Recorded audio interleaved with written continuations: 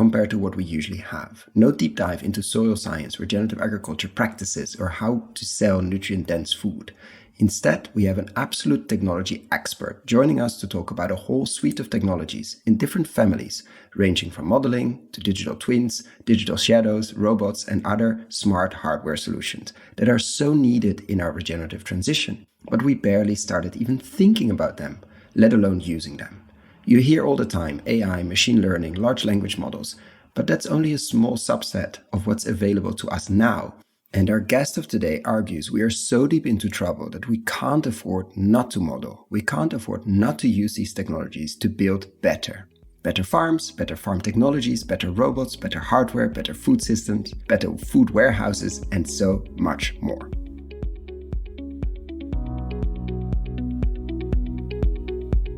This is the Investing in Regenerative Agriculture and Food podcast, investing as if the planet mattered, where we talk to the pioneers in the regenerative food and agriculture space to learn more on how to put our money to work to regenerate soil, people, local communities, and ecosystems while making an appropriate and fair return. Why my focus on soil and regeneration? Because so many of the pressing issues we face today have their roots in how we treat our land and our sea, grow our food, what we eat, where and consume. And it's time that we as investors, big and small, and consumers start paying much more attention to the dirt/soil underneath our feet. To make it easy for fans to support our work, we launched our membership community, and so many of you have joined us as a member. Thank you. If our work created value for you, and if you have the means, and only if you have the means, consider joining us. Find out more on gumroad.com/investing-in-regen-ag. That is gumroad.com/investing-in-regen-ag, or find the link below.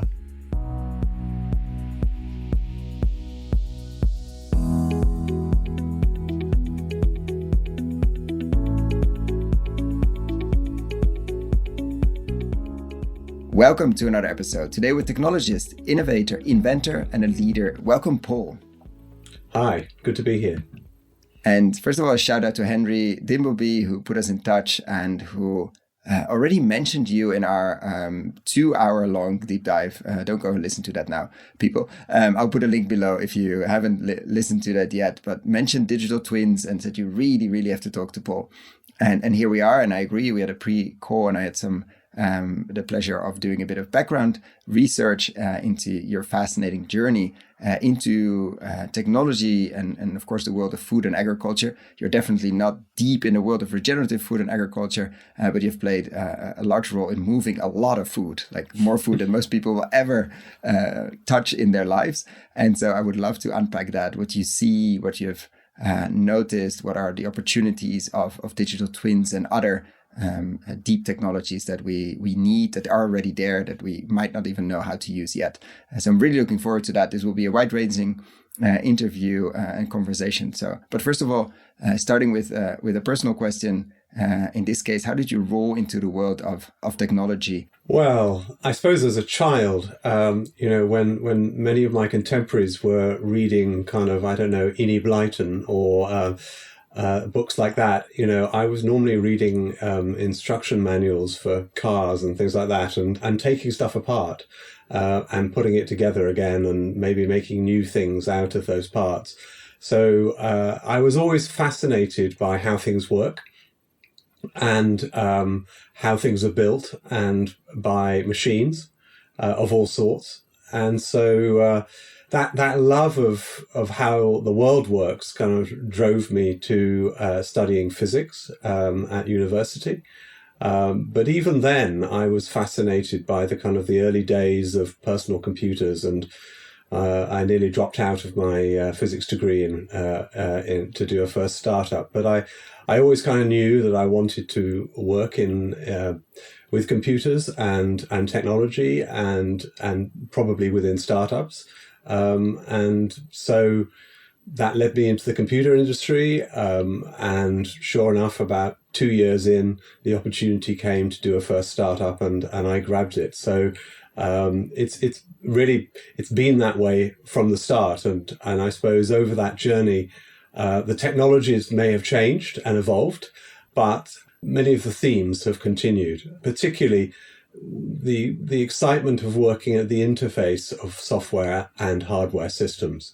Things that move under software control are much more exciting than just on a screen. And was it always the case for you, like that interface or that connection between the hardware physical world and the software world, or has that been gradually over time? Like your first startup or the first companies you worked at and with, was that predominantly the software side, or also the stuff you could touch, the hardware side? No, I think earlier on, the startups that I worked in were more software focused, but I suppose then the physical world started to come in terms of sort of the more real-time applications. So software that interacts with the real world in terms of control. And then that led on to the whole area of what I would now call smart machines. Others might call them robots, but I think, increasingly that term robots is too narrow to describe the variety and diversity of smart machines as they exist now. So, and that's kind of where I've spent most of my time in the last sort of probably 15 to 20 years is in the area of smart machines and related technologies to that, including the modeling technologies, like digital twins, that are hugely important in the gestation cycle, if you like, of those smart machines. And I don't know if you were or are a foodie at all, but let's say, when did the food world enter your professional life, not just your kitchen, in your journey? And there was quite a profound one, I think, in terms of scale, in terms of technology, in terms of moving parts, in terms of especially let's say moving things that can go bad quite quickly if they are in the wrong temperature or are put on top of each other in the wrong order. It's very different from moving. I mean, probably also clothes are tricky, and a lot of other materials are tricky, but food, specifically fresh produce, even more, makes it a very interesting challenge. How did that happen? How did you roll into the world of food? Or maybe it was always a dream to be working on food and agriculture. So I suppose the place at which or the point at which I got involved in moving food was when I joined Cardo, and that kind of happened by accident. Somebody gave my name to a recruitment consultant, and they persuaded me to have a chat with somebody, and they then in turn persuaded me to go and have a look at their first generation warehouse in Hatfield. And when I stepped into that kind of Aladdin's cave of technology, I was completely blown away. It was their first generation warehouse in Hatfield, so it was conveyor based, and a long way from where the technology got to during my time. What was there. So impressive when you stepped in? Like, just for people to understand, was it the noise? Was it the smell? Was it the size? Just for you coming from what you were doing before. So I'd had some involvement certainly with robots before that, but nothing like this. This was like a roller coaster or a theme park of food. It was, boxes of groceries flying around over many kilometers of conveyor and being, if you like, controlled like, trains on a track, taking the right kind of turning left and right at junctions and eventually ending up in the back of vans. And so it was all about machines for orchestrating, if you like, that picking and packing of grocery, controlled by very sophisticated software. And I was just blown away. I just thought, this is like the ultimate kind of train set that I've stepped into. And it was mesmerizing, and I think a few months later, I joined to do a 1-year consultancy project. I ended up then joining permanently, and I ended up staying 15 years, which, given the journey I had been on with startups, I was very surprised by, in a sense. It was never my game plan to do that, but it was a kind of it was a love affair with the technology, but also with the culture, of the company, which was incredibly inventive and creative and, very like what you experience in startups. And I had experienced in other startups, even though by 2006, when I joined, it was still quite a big company. And so I think it was this blend of like technology and invention that attracted me. And, during that period, I became CTO. I grew a huge technology division and then handed that over. And then for the last 3 years, I ran the kind of advanced research side, which is, for those people listening who know organizations like ARPA, or in the UK, ARIA, it's the sort of the sharp end of the innovation spike, or the innovation factory at Ocado. And we were looking at all sorts of future potential technologies in that division that might be relevant, and applications that might be relevant to the future of the company. And then in 2020, I left and decided that what I wanted to do was... Right in COVID? Well, yes, it was in the midst of COVID, which wasn't easy, but it was... Interesting times for online retail, yeah. Well, yes. I mean, it was an accelerant, certainly.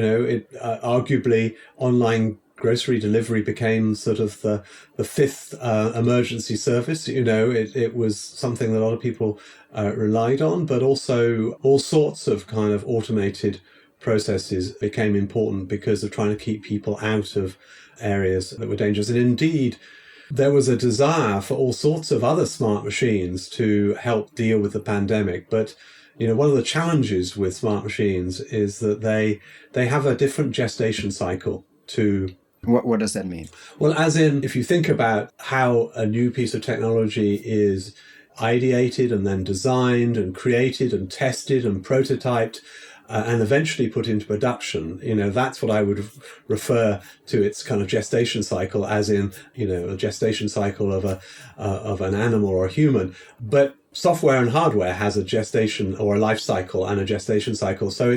And digital technologies, software and AI and so forth, it's very different. And the digital and the physical worlds are different. And the really exciting things happen when the two come together. So you need... Which is such an interesting point, because I think many people underestimate, and I will put a video below of what you also did at Ocado, like how, because retail online is incredibly difficult, incredibly small margins, which is, you don't have the margins that a lot of other technology companies have. If you're mostly in the software side, it's a different world, which means you need to be super efficient and cutting edge and at scale. You need to move a lot of things very, very, very smartly. And that led to an incredible cycle of innovation from you and others as well, to how do you push the boundaries? How do you do this smarter, faster? Which 10 years ago, when we thought, or 20 years, maybe when Ocado started, online supermarket or online groceries or retail in general was more almost like picking from the supermarket itself, like the same layout, like it was basically just moving it online, which of course is not ideal, just as we're still stuck with the same typewriter letters on our laptop, which is not ideal. So just the immense innovation that has happened there by merging or by using both the hardware, the robotics, which has changed dramatically, I think, over the last years, and the incredible the sort of director software we now have to do the dances. And COVID has pushed that and pushed it to the limits, probably in certain extents. But now what do you see now with that, the possibilities we have on that, on all the suite of technologies? Like, it's not just digital twins, it's not just living labs, it's not just the swarms robotics you've built. Like, if we, I don't know, lay of the land is maybe the wrong intro into, we're now talking in November 2024. It seems like everything is accelerating. But what do you see where those physical and non-physical will touch? Like, what are exciting pieces for you? Of course, we're interested in food and ag, but I'm also just having you here to see, okay, what should we know in food and agriculture? What is exciting to you? What is interesting? What is meaningful? Gosh, that's a good question, or a big question. I think the first thing to say is there is an incredible frenzy and focus, on AI at the moment, and arguably not AI in its inclusive, or its wider sense, but in large language models and generative AI. And they're incredibly important and powerful technologies. I was on the AI Council in the UK and helping to, be a part of a group advising government. And, I'm a huge fan of AI in all of its flavors. And it's a much bigger toolkit, if you like, than just large language models and generative AI. But those are what is in ascendance at the moment. And that's what's kind of captivated, if you like, people's attention, including just, normal people for whom AI wasn't a big part of their world. And for some, it still isn't. But for many, many more now it is, because it's become much more accessible. So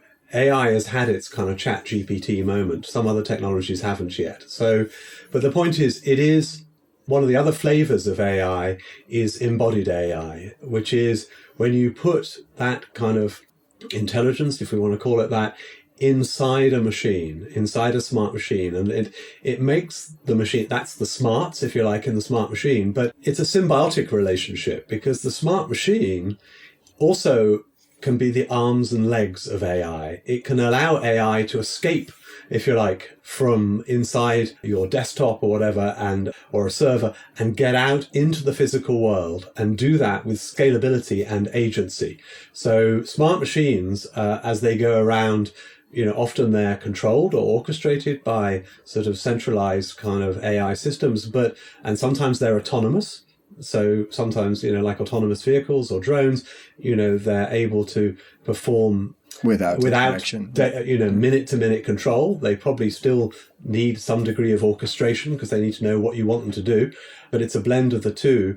And so now we've got AI, and now we've got smart machines. And then the third member of the holy trinity, if you like, is what I would call synthetic environments. So synthetic environments is another family like AI, and in fact another family like smart machines, because there are many different kinds of smart machines. It's probably worth, before going on synthetic environments, just to point out that you often say to people, so what robots do you have in your home? Well, I've done that. And they go, I don't have a robot in my home. I said, well, I think you do. And they say, what?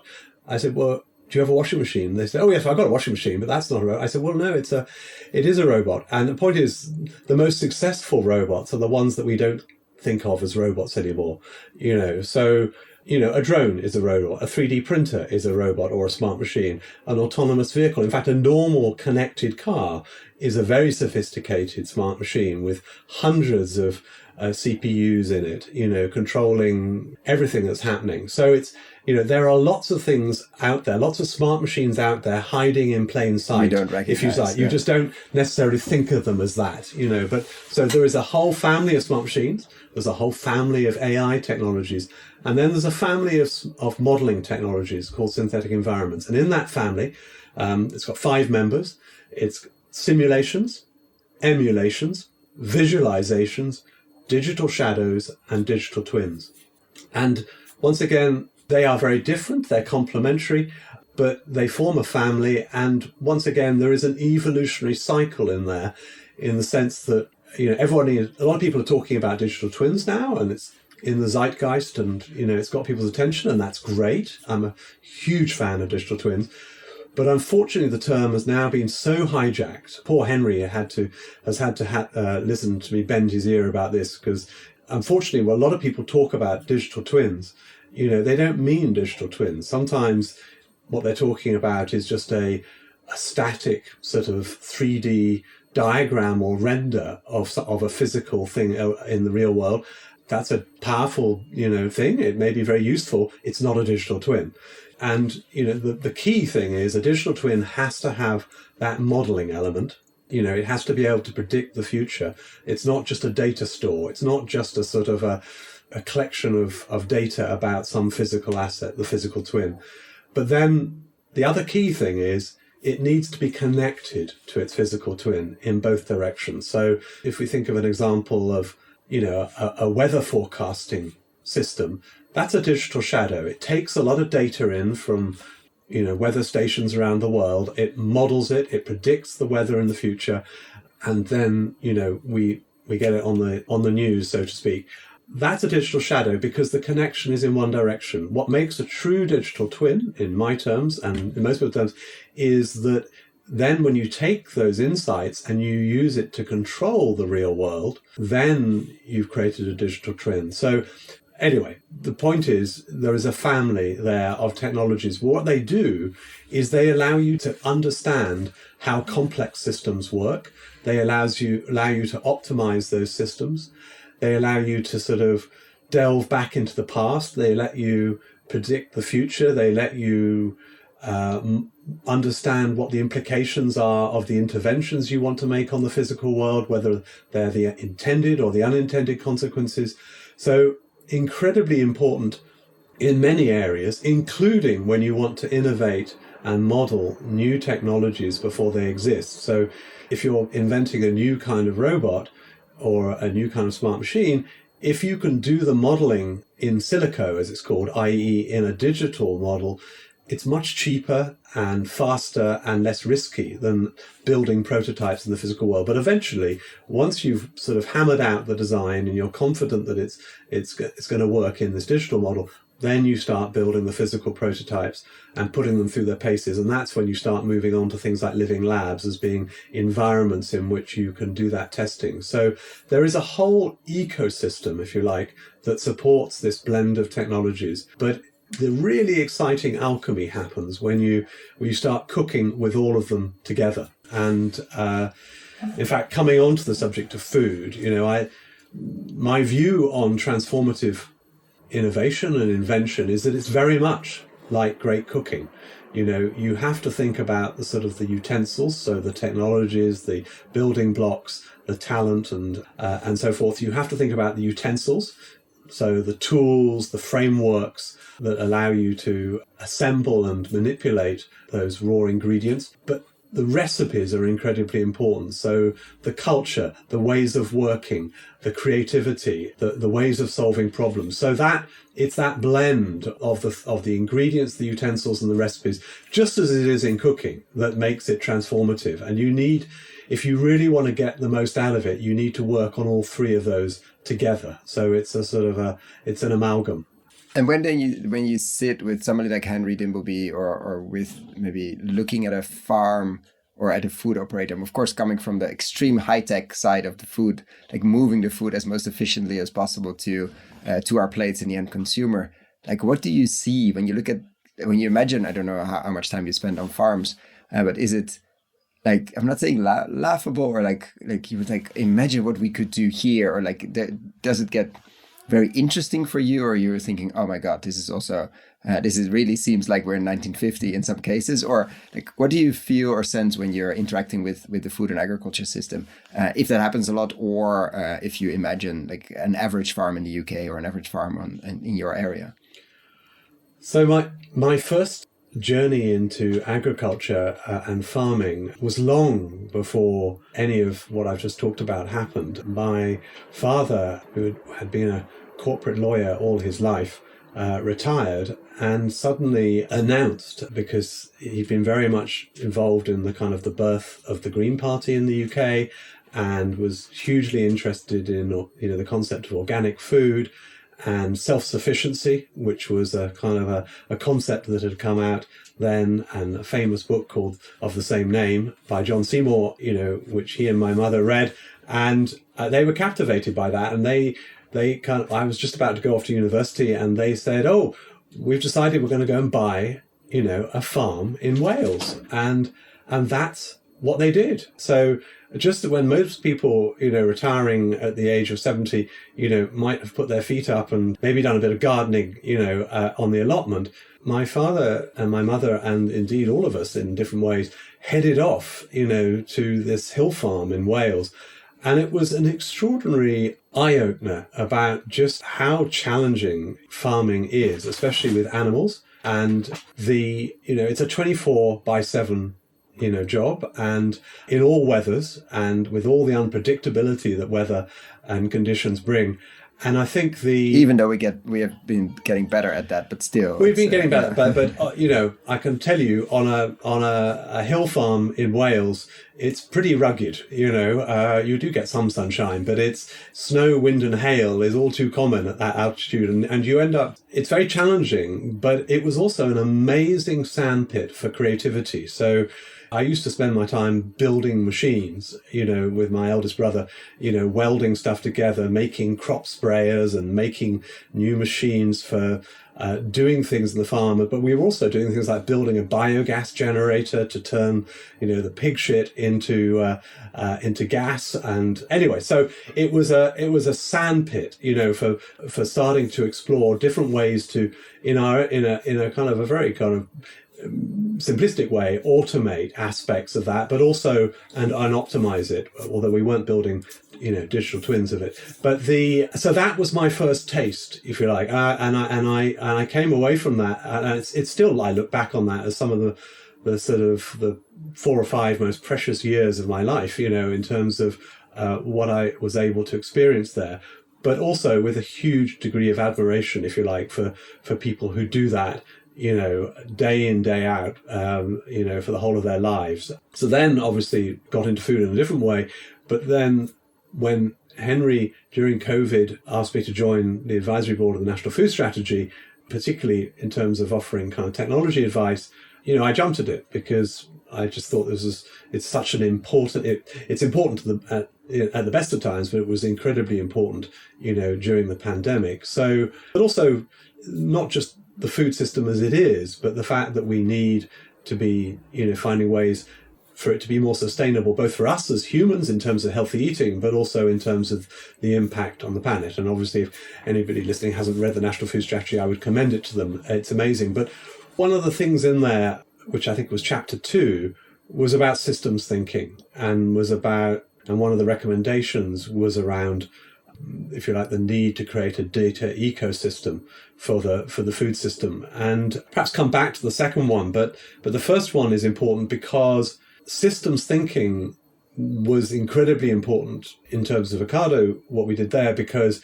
you need to optimize it in an end-to-end system. But it's also incredibly important in all sorts of systems. The food system is a very complex system of systems, but it sits within a wider set of systems, whether that's energy and transport and logistics and healthcare and so on, and international trade. So our everyday lives are, if you like, an amalgam of many different kinds of systems. And if we want to understand them better, data and modeling are absolutely key. How we collect the data that we need to build the models, but then, building the models and then using those to answer questions, but also to do things like optimizing the behavior of those smart machines we talked about earlier. And then coming back to your question, so when I look now at agriculture, or indeed many other systems from, transport to energy to defense to healthcare, there are extraordinary opportunities, not just for AI, but for smart machines and for modeling and for remote sensing and the Internet of Things and for living labs, And so that's one of the reasons why one of the first things, one of the organizations that government organizations I'm still involved in is called the Robotics Growth Partnership, which advises government on smart machine and robotic technologies. And back in 2022, we authored something called the Cyber Physical Infrastructure Vision, which is really about how we can use that blend of technologies that we've been talking about, but at a national scale. Or as I like to put it, how do we build a better Lego set for the UK, or ultimately for the planet? Because we need to change the way in which we build things, whether that be infrastructure or public services or products, all kinds of products and services, because we need to do it in ways that are, more sustainable, more efficient, and more affordable. So that's one of the things that's really excited me, in recent years, is that idea of how we use all of these different kind of technologies, but at a national scale and ultimately a planetary scale. And that includes, so if we want to zoom back to agriculture, the opportunity to use automation and optimization to improve yields, to improve sustainability, and, if you like, find new ways in which to turn photons from the sun into calories, which is the game that we're really playing, when we grow food, but to find new ways of doing that that are not only healthier in terms of the products, but also kinder to the environment. And one of the challenges we face with that is when you want to compare conventional agriculture with alternative forms of agriculture like vertical farming and algae and lots of other things like that, the problem is it's not a like for like. And conventional agriculture, as many of your listeners will know, has a lot of hidden externalities. So, whether it's pollution or soil erosion or effects on flooding or chemicals, pesticides, all of those things have an impact, if you like, on the environment. But when you are working out, if you like, the net cost, if you like, not just to the consumer, but to society, they often don't get taken into account. And therefore, we need to find ways to understand those externalities. And once again, the National Food Strategy talked about that in detail. And one of the ways we can do that is through modeling. We can produce, potentially digital models of a theoretical, if you like, farm or field or whatever it is, part of the agriculture, and model those externalities and understand, or start making a step towards understanding what their true cost is, if you like, in a whole of life sense. So that when you buy an apple, yes, you're buying an apple for, whatever it costs, but what does it cost the planet to grow that apple? And what would that be like if it was grown in a different way? And obviously, the whole push towards sustainable agriculture is trying to get to somewhere in between, whereby we can have the benefits of conventional agriculture, but without some of the current negative unintended consequences. And because it feels like there's such a powerful tool set, like these three families, and within them, like an immensely powerful tool set, readily available or coming available, or in many cases. But it also feels it's mostly ignored by food and ag. I mean, we see a lot of investments going into ag tech, or we saw, and now it's cooling down a bit. Robotics have a name, but it always feels very superficial in general. Like it doesn't feel part of a much bigger vision. And it sort of seems, I don't know why that is, why food and agriculture hasn't embraced or hasn't at least interacted with like the simplest form of just modeling one or two farms and seeing what are the externalities, what are the net negative and the net positives that it's producing, etc. Like how do we, if we would change this in management, what would happen without changing it? One of the many issues with farming is you have a harvest every year, or even less if you do perennial. And you just, the iteration cycle is so long and so slow that it's very, very difficult to imagine or to have a culture of innovation. A lot of this suite of technologies could fix part of that, because you could iterate very quickly, or you could model and understand what potentially will happen. And yet I don't see people talking about, okay, what would an agriculture system in the UK? I mean, you've done some of that, I think, with the food, but like, what could it look like? Or what somebody on the podcast just a few hours ago said, we lack the imagination. Like, we cannot even imagine what a food system looks like. And we just stuck in, okay, this just gets worse over time, and let's just like put a few band-aids left and right.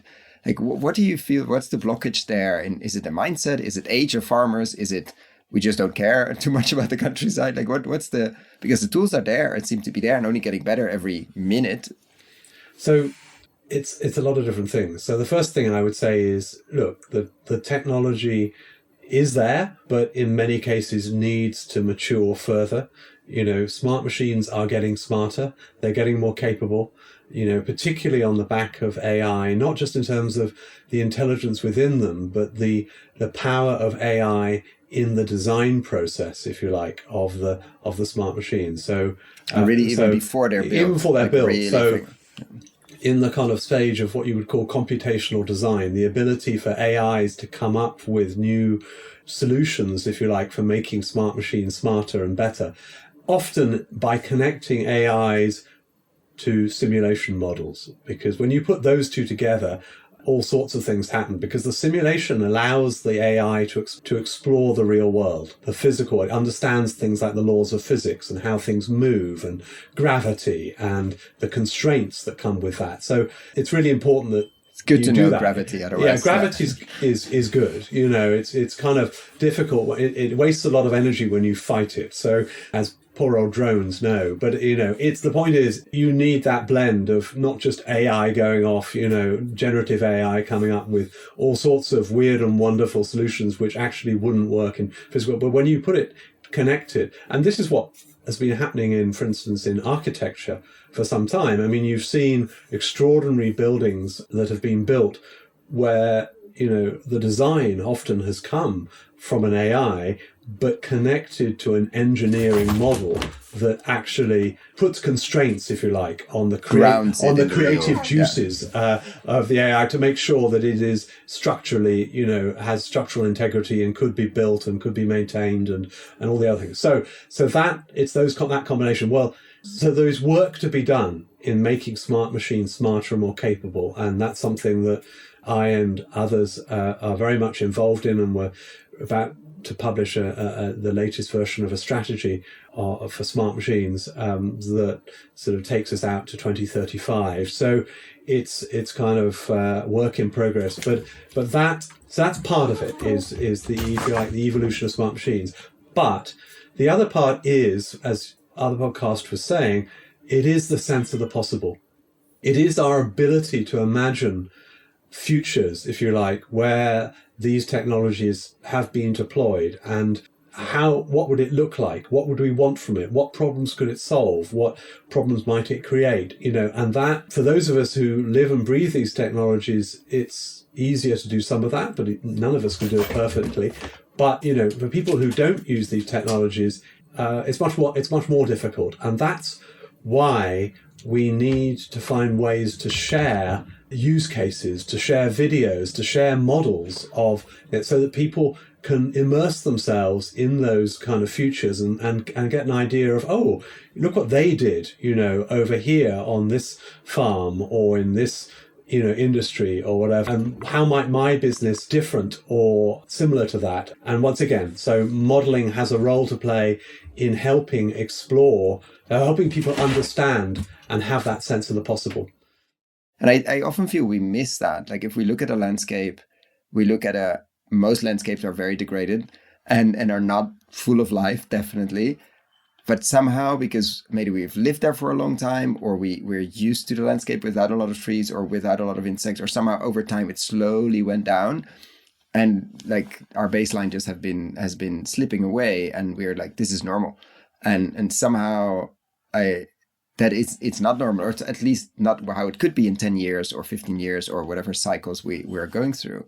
And so I think there's, apart from managing what we currently have or managing it way smarter, there's a huge potential of, okay, what could it look like? What are the different scenarios? What are the different options with climate modeling, with what species actually could live here in 10 years, 15 years, what management we need to manage complex systems, because a farm, we've made them simpler over time, but we probably need to complexify them over time, which brings a lot of challenges.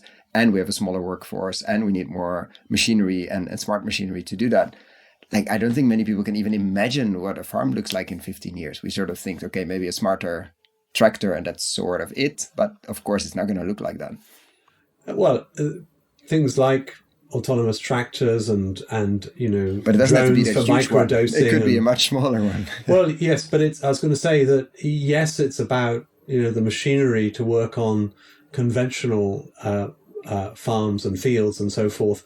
The sad reality is that climate change means that areas used to be farmed in that way, many of them are becoming infertile, and it's not about putting an autonomous tractor on there. Actually, just the soil quality and the amount of water that you can bring, the kind of crops, if you like, you'd need that would withstand the increased heat.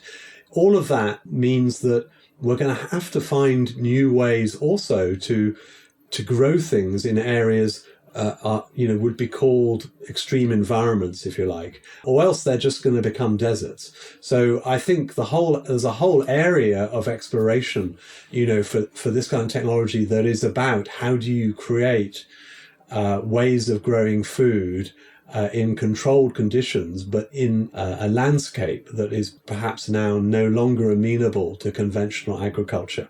And people have been starting to do that, using solar power and effectively huge greenhouses in, deserts and places like that. And it's, and how do you recycle the water? And so, that is a whole branch of exploration, but that's going to be very important. So it's not just about, bringing technology to bear, on farming as we knew it. It's also going to be about that. But then there's another strand, which is back to the whole thing about how do we turn photons into calories in other ways, which somebody called Ian Boyd, who was also mentioned by Henry, I think, on that podcast that he did, a good friend of ours, has done a huge amount of thinking in this area and talks very eloquently about it.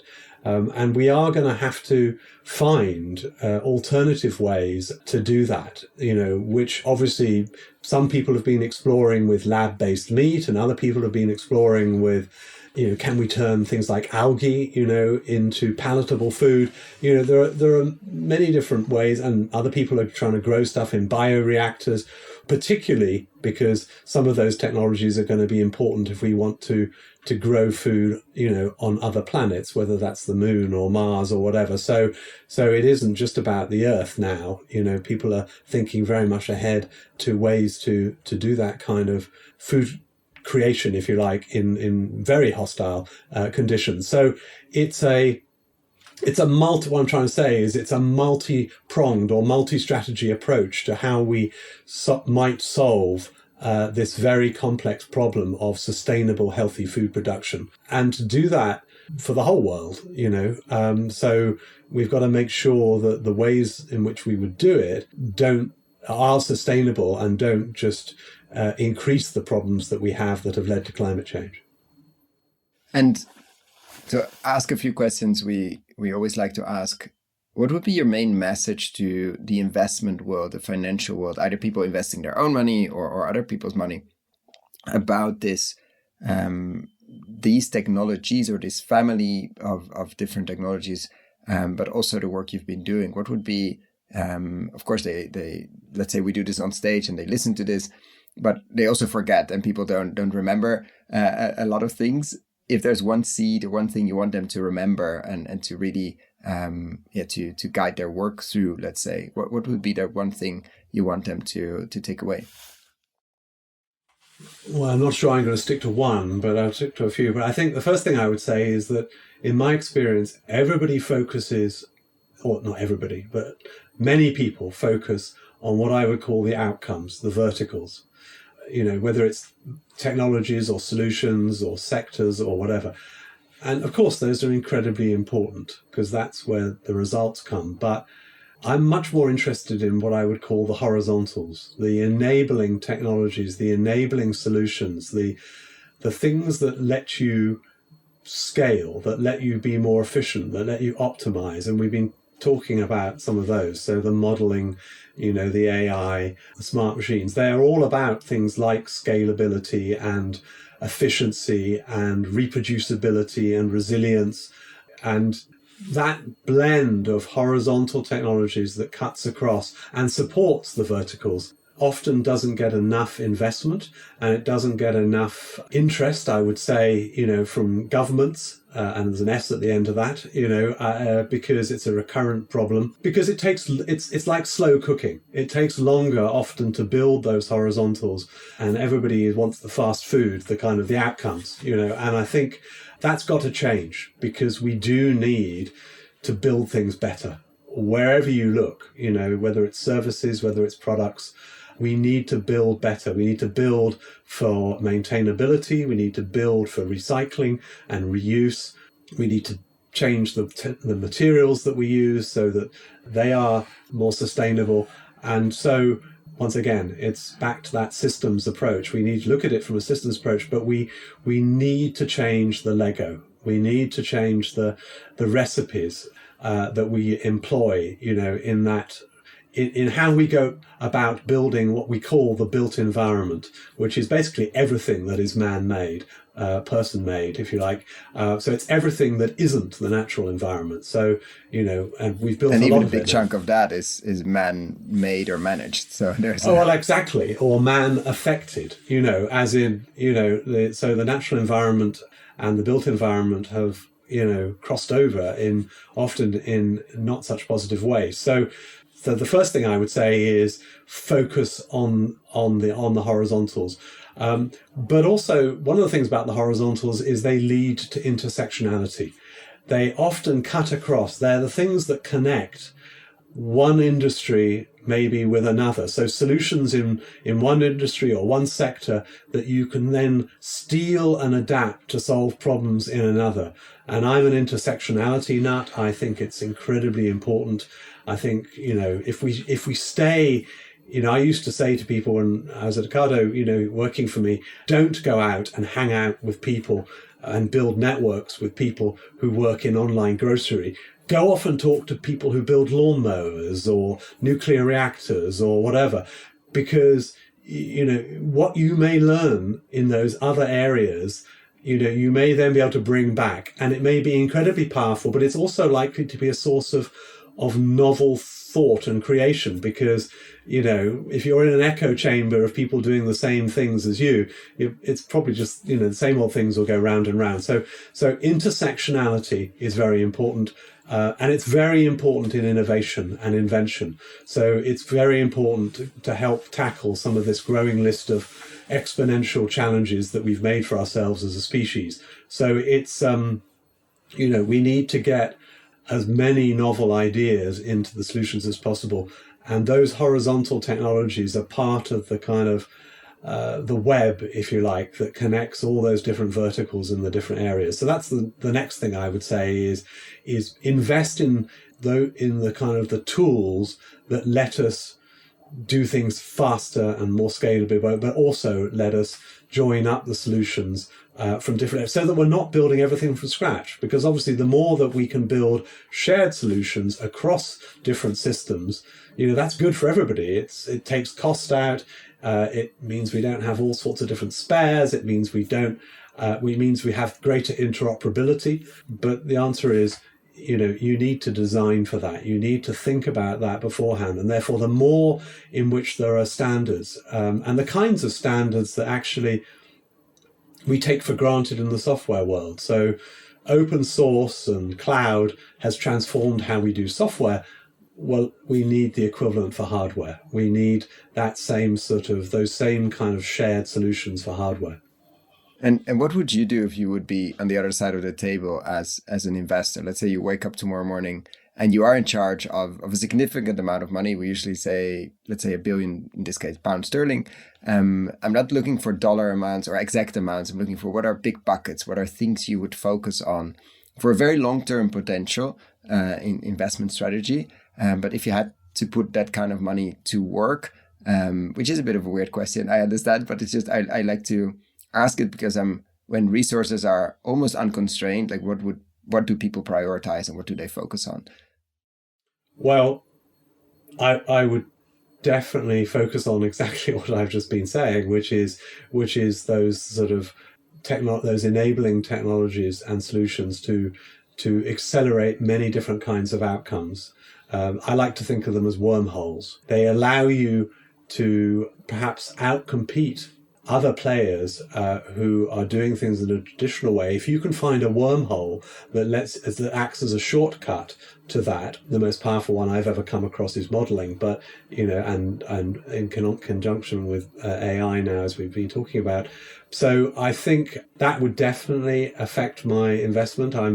Things that make you go faster and accelerate are incredibly powerful. Secondly, and this has very much affected, if you like, the portfolio of startups I work with. Yes, climate technology in all its shapes and forms is important. One of the challenges is that a lot of typical investment sources don't really like to build or invest in hardware. They prefer, digital because it's cheap to build and to distribute and it's quicker to build and less risky.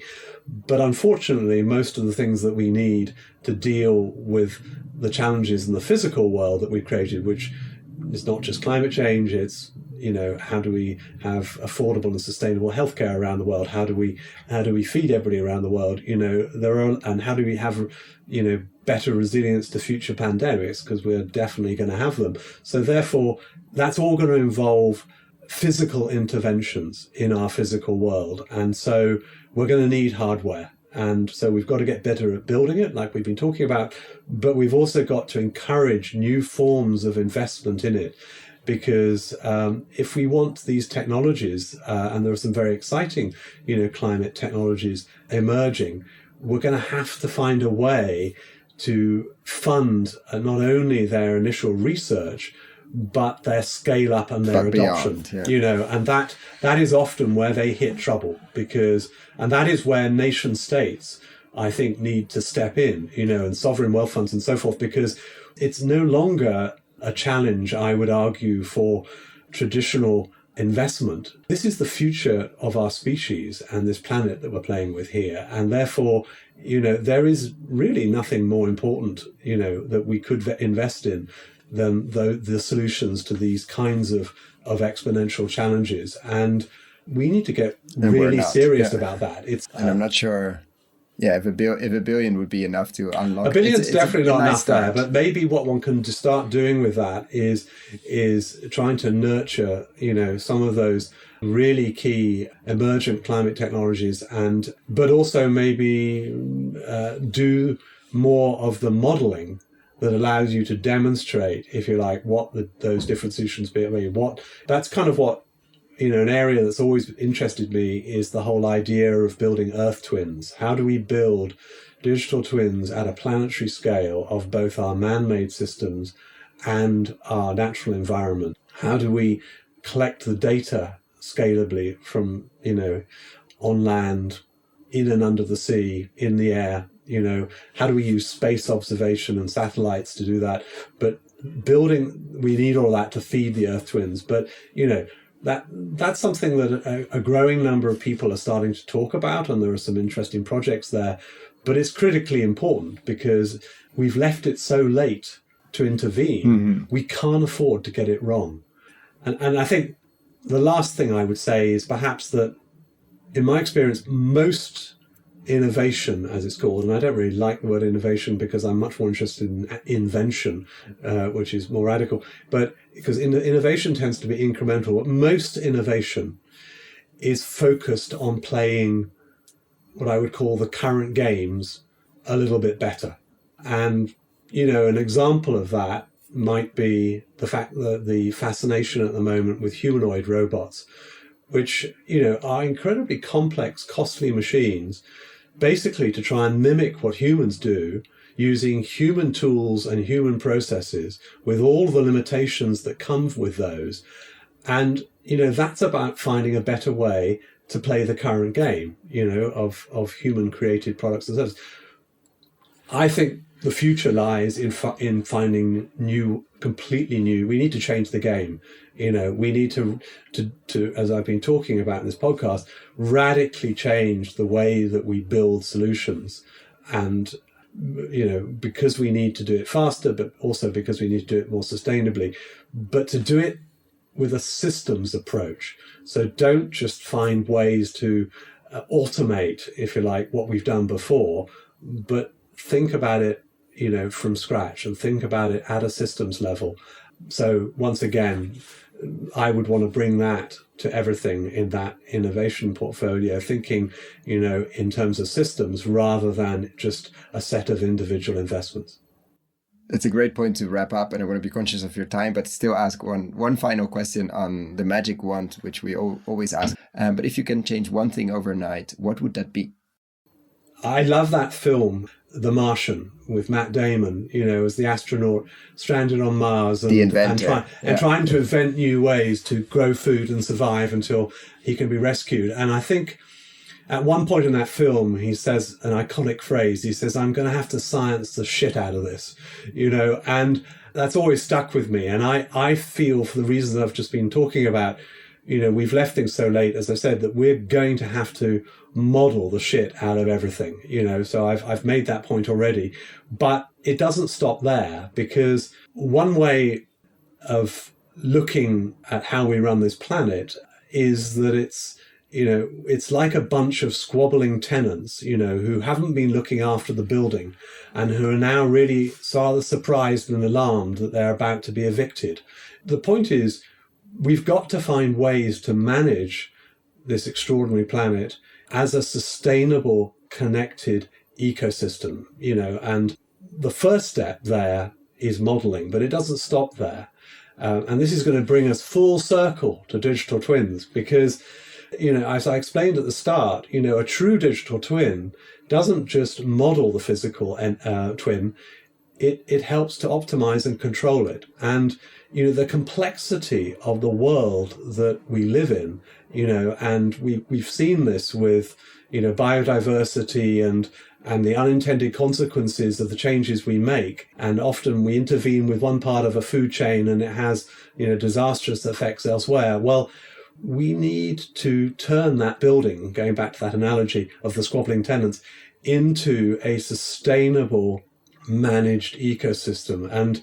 And I think technology can really help us there. So the magic wand, ultimately is, how do we take that step from modeling through to actually managing our planet as this connected ecosystem sustainably and for the long term, and with a much greater level of understanding and ultimately compassion and humility than we have brought to bear in the past.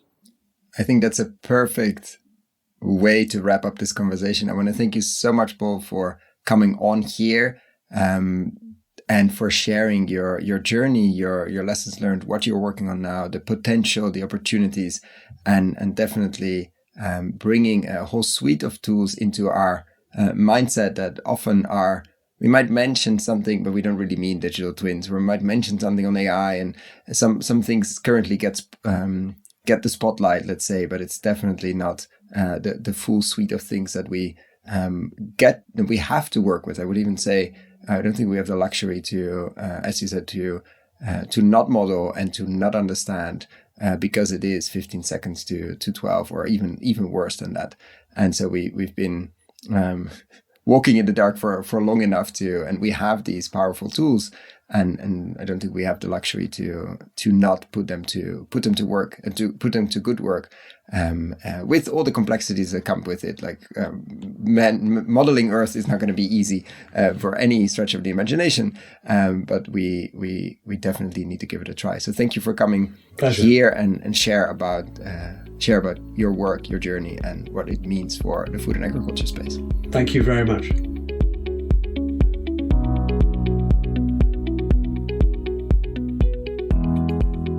Thank you so much for listening all the way to the end. For the show notes and links we discussed in this episode, check out our website, investinginregenerativeagriculture.com/posts. If you like this episode, why not